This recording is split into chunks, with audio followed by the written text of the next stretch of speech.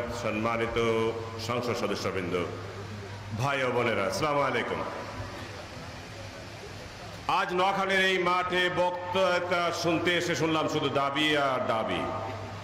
বাংলাদেশের মানুষের একটি মাত্র দাবি যেটা ছিল, সেই দাবি তো নোয়াখালীর দাবি নোয়াখালীর কাছেই আছে। কারণ বাংলাদেশের প্রধানমন্ত্রী নোয়াখালীর কৃতি সন্তান, গর্বের সন্তান। সুতরাং তাই যদি হয়ে থাকে তাহলে আপনারা দাবি কেন দিচ্ছেন? আমরা বাংলাদেশের মানুষরা আপনাদের কাছে দাবি নিয়ে আসব, আপনারা নোয়াখালী থেকে আমাদের দাবি পূরণ করে দেবেন। কিন্তু আজকে এখানে এসে শুনি শুধু দাবি আর দাবি। দাবি নয় ভাই, আপনাদের নেত্রী বাংলাদেশের গণমানুষের নেত্রী, দাবি দিতে হয় না। এই মাটি মানুষের নেত্রী জানেন কোথায় কি করতে হবে, তাই বাংলার গ্রামে গঞ্জে ঘুরে বেড়াচ্ছেন। শুধু আমি আপনাদের সামনে বক্তব্য দেওয়ার জন্য নয়, একটি কথা স্মরণ করে দিতে চাই।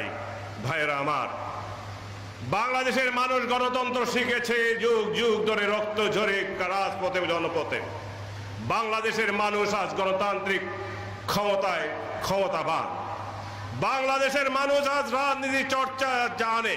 কিন্তু আজ দুর্ভাগ্য, বাংলাদেশে মাঝে মাঝে আমরা দেখি এই দেশের মানুষকে গণতন্ত্র শেখাতে এই দেশের কিছু ঘটনা দুর্ঘটনাকে পুঁজি করে কিছু শক্তি, পরাশক্তি, জাতীয়তাবাদী শক্তির বিরুদ্ধে নড়াচড়া দিতে চায় একটু একটু।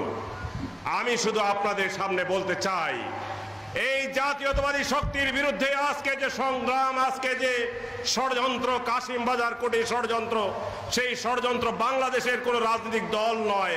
আমরা ওই সকল রাজনৈতিক দলকে বাংলাদেশের রাজনৈতিক দল বলতে চাই না।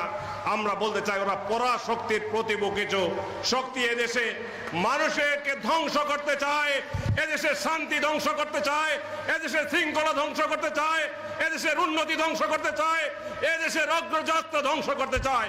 আর সেই অগ্রযাত্রাকে অগ্রসরমান করে নেওয়ার জন্য দেশ নেত্রী বেগম খালেদা জিয়ার হাতকে শক্তিশালী করাটাই হলো আজকের সময়ের দাবি, আজকের নোয়াখালীর দাবি, আজকের বাংলাদেশের গণমানুষের দাবি।